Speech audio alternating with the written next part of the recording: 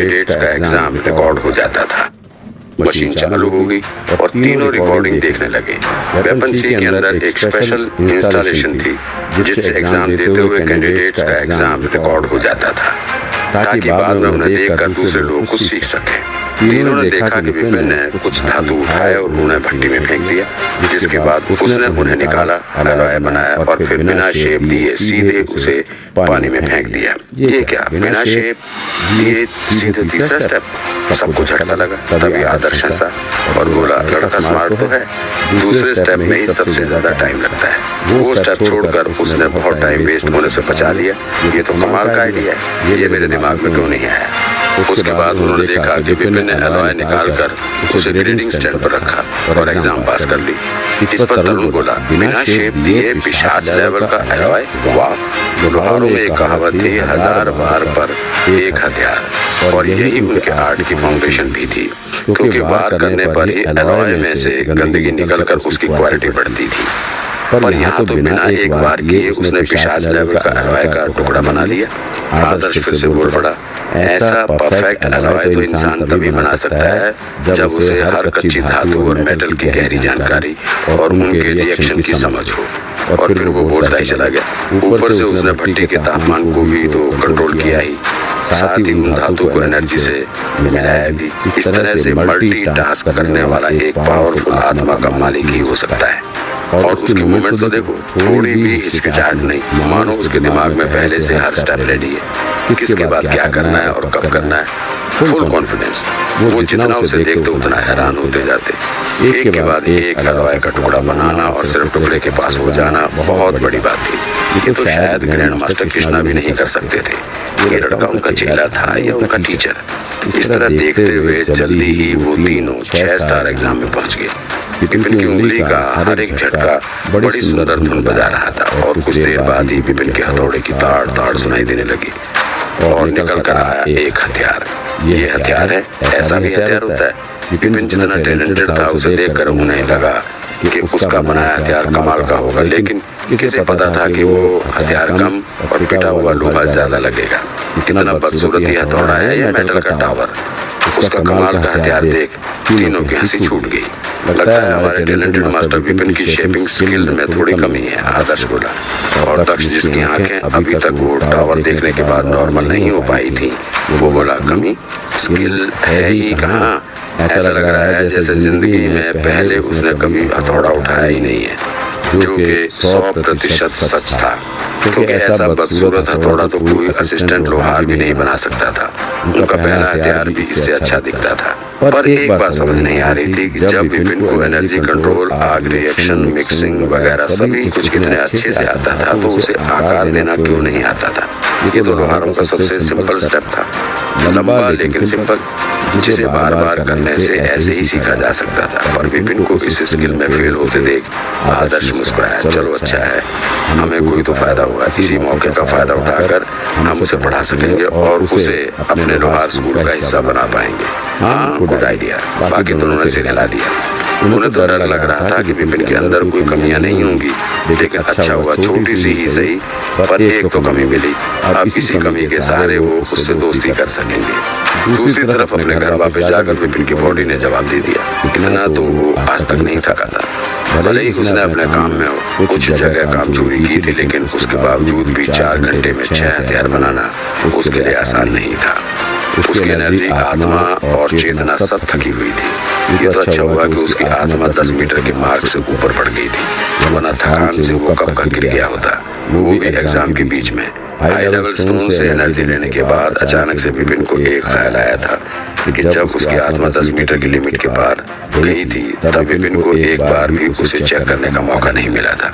जबकि उसे महसूस तो हुआ था कि उसकी आत्मा में कोई तो बदलाव आया था, लेकिन तभी कमरा टूट गया और फिर एक के बाद एक प्रॉब्लम आती रही। और फिर वो एग्जाम, और क्योंकि अब उसके पास टाइम है तो क्यों ना देखा जाए कि वो क्या रहा था वहाँ अंदर। उसकी ताकत की फाउंडेशन यही तीनों चीजें थी, उसकी आत्मा, बॉडी और चेतना। और पहले के अनुभव से उसे एक चीज समझ आ गई थी कि उसे इन तीनों चीजों पर बराबर नजर बनाए रखनी चाहिए ताकि कोई प्रॉब्लम ना आए। विपिन ने फॉर्मेशन एक्टिवेट की ताकि और लोग उसे ना देख पाएं और जमीन पर बैठ गया। फिर आंखें बंद करके उसने अपनी आत्मा बाहर निकाल ली। उसकी आत्मा किसी आदि मानव से कम नहीं लग रही थी। जमीन से शुरू होकर घर की छत तक जा रही थी वो। उसके बाद विपिन ने अपनी इनसाइट एक्टिवेट की और आत्मा की जांच करने लगा और उसे ऐसा कुछ नजर आया जिससे उसके होश उड़ गए। ये क्या है और ऐसा कैसे हो सकता है? और फिर ऐसे ही बड़बड़ाते हुए उसके मुंह से 10-12 गालियां निकलने लगी। विपिन को साफ दिखाई दे रहा था कि उसकी बड़ी सी आत्मा के बीच में एक पतली सी ग्रे रंग की लकीर थी जो किसी कीड़े के जैसी लग रही थी, जिसे देख कर विपिन को थोड़ा सा डर लग रहा था। विपिन समझ गया कि ये क्या था, पैदाइशी जहर। करीमनगर में भी उसने एक बार अपने अंदर इस जहर को देखा था, लेकिन जब उसने स्वर की ध्यान टेक्निक प्रैक्टिस करनी शुरू की तो उसकी साफ एनर्जी ने उस जहर को दबा दिया था, जिससे थोड़ी देर के लिए वो जहर से बेअसर हो गया था। और वक्त के साथ साथ ये बात विपिन के दिमाग से भी दूर होती गई और वो उस पर कम ध्यान देने लगा। पिछली बार जब उसने जांच की थी तो उसे लगा था कि 30 साल का होने से पहले अगर वो 9 स्टार मास्टर टीचर बन गया तो ये प्रॉब्लम खत्म हो जाएगी। लेकिन किसे पता था कि वो जहर उसकी आत्मा में घुस जाएगा। शरीर के अंदर तो वो साफ एनर्जी की मदद से जहर को दबा सकता था, लेकिन अब अपनी आत्मा के अंदर वो उससे कैसे निपटे? विपिन को बड़ी टेंशन होने लगी थी। आत्मा इंसान के जीवन की फाउंडेशन होती थी। आत्मा नहीं तो इंसान नहीं। अगर आत्मा को खत्म कर दिया जाए तो इंसान दोबारा जिंदा नहीं हो सकता था। और यही बात विपिन को खाई जा रही थी।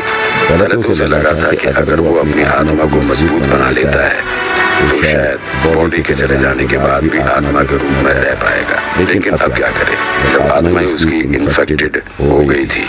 जब तक उसकी आत्मा कमजोर थी तब तक तो वो जहर देख नहीं पाया था, वो भी खुद एक आत्मज्ञानी होने के बावजूद।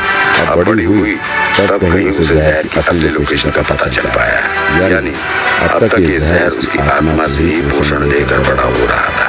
विपिन उलझन में पड़ गया। अब मैं क्या करूं? अगर आत्मा को पावरफुल बनाऊंगा तो जहर पावरफुल बन जाएगा, और अगर उसे एनर्जी नहीं दूंगा तो जहर को दबाना मुश्किल हो जाएगा। और भगवान ना करे अगर किसी दिन वो जहर ट्रिगर हो गया तो मेरा क्या होगा?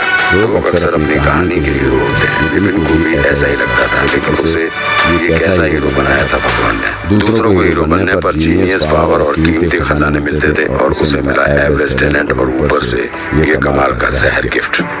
ऐसा क्या पाप किया था उसने पिछले जन्म में? लेकिन नहीं, वो भी इतनी आसानी से हार नहीं मानेगा। मुझे को दूसरा तरीका खोजना होगा जहर को दबाने का। विपिन मन ही मन बड़बड़ाया। अगर ये जहर का पिल्ला खराब मूड में आ गया और उसकी आत्मा को इसने नुकसान पहुंचा दिया तो वो तो इतनी कम उम्र में मर जाएगा और अब तक तो उसकी शादी भी नहीं हुई। नहीं, ये वो किस्मत के भरोसे नहीं छोड़ सकता, उसे ही कुछ करना होगा। ऐसा सोच विपिन दिमाग लगाने लगा। आत्मज्ञानी प्रोफेशन में आत्मा से जुड़ी लगभग सभी चीजें होती हैं, और जितनी चीजें मुझे भूत मल्हार से पता चली थी उनमें तो इस जहर से निपटने का कोई रास्ता है ही नहीं। और फिर आत्मज्ञानियों की विरासत भी मास्टर टीचर हॉल से मिटा दी गई थी, इसलिए वहां से मुझे कुछ मिलने के आसार नहीं है। आत्मा को बढ़ाना लेकिन जहर को दबाना, पहले तो मुझे ऐसा कुछ ढूंढना होगा जो मेरी आत्मा से मैच करता हो, और ऐसा करने के लिए मुझे आत्मा के बारे में गहरी जानकारी इकट्ठी करनी होगी। पर कहाँ से? मास्टर टीचर अकेडमी में तो सिर्फ ऐसे 3 प्रोफेशन है जिनमें आत्मा का कोई मेल आता है, पेंटर, म्यूजिक मास्टर और डांसर। पेंटिंग से आत्मा शांत होती है और नजरिया बढ़ता है, उससे अटैक नहीं होता, इसलिए जहर के मामले में वो किसी काम की नहीं है। बची म्यूजिक मास्टर और डांसर, ये दोनों ही सामने वाले की आत्मा पर अटैक करके उन्हें हराने के लिए जाने जाते हैं। मुझे इन्हीं दोनों पर फोकस करना होगा। विपिन ने बाहर देखा, आधी रात से भी ज्यादा हो गई थी। फिर वो खुद से ही बोला, अभी तो नहीं, पर सुबह सबसे पहले मुझे इन दोनों स्कूल में जाकर देखना होगा। वक्त किसी के लिए नहीं रुकता था, हो सकता है तो वो भी अभी चला जाता, लेकिन इतनी रात को वहाँ उसे कोई कुछ बताने वाला भी तो नहीं मिलेगा, और आधी चीजें तो बंद हो चुकी होंगी। इसलिए उसने सुबह तक इंतजार करने की सोची। कल अकेडमी में एक खास इवेंट था जहाँ नए स्टूडेंट्स अपने टीचर चुनने वाले थे, लेकिन विपिन इस इवेंट में नहीं जाना चाहता था। अगर उसे किसी को टीचर बनाना ही होता तो वो आज के 2 ऑफर मान लेता। तो फिर ऐसे में वहाँ जाकर टाइम वेस्ट करने से अच्छा था कि विपिन वो काम करे जो करने को वो यहाँ आया था, किताबें इकट्ठी करने और पावरफुल बनने। और फिर बिना टीचर के भी वो पब्लिक लेक्चर तो सुन ही सकता था। प्लान तय कर विपिन लेट गया और काफी देर तक करवटें बदलता रहा, लेकिन जहर की टेंशन में उसे नींद नहीं आई। आखिरकार वो खड़ा हो गया और बोला, लगता है आज मुझे नींद नहीं आएगी, चलो जाकर बच्चों से ही मिल लेता हूँ, देखें तो उनकी प्रैक्टिस कैसी चल रही है। उसके 3 स्टूडेंट्स रेणु, विक्रम और आकाश अपनी लाइफ में आगे बढ़ गए थे और वो नहीं चाहता था कि उसकी गैर जिम्मेदाराना हरकतों की वजह से उसके बाकी के स्टूडेंट्स पीछे रह जाएं। और फिर मोहन भी तो आलसी था, उसे तो बिना डांट के चीजें समझ ही नहीं आती थी। ऐसा सोच वो घर से बाहर आया। आसमान बादलों से ढका हुआ था, मौसम बिगड़ रहा था, अंधेरा तो ऐसा था मानो डरावनी काली रात हो। ऐसे अंधेरे में अगर वो उड़कर कहीं गया तो लोगों की नजरों में आ सकता था। और फिर यहाँ तो कई संत लेवल के एक्सपर्ट्स भी तैनात थे। राक्षसों का डर जो फैला हुआ था, इसलिए लो प्रोफाइल रखने के लिए उसने वायलेट बीस्ट को बुला लिया और उसकी पीठ पर बैठकर एकेडमी के बाहर चल पड़ा।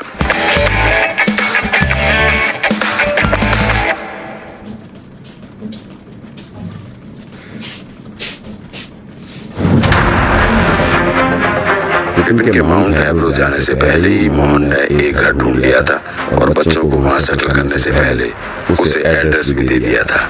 घर एकेडमी से ज्यादा दूर नहीं था, इसलिए विपिन 5 मिनट में ही वहां पहुंच गया। हालांकि ये घर पहले वाले घर से थोड़ा छोटा था, लेकिन अरेस्टी में ऐसा घर मिलना भी बड़ी किस्मत की बात थी, वरना यहाँ की रियल एस्टेट तो सोने से भी महंगी थी। विपिन जमीन पर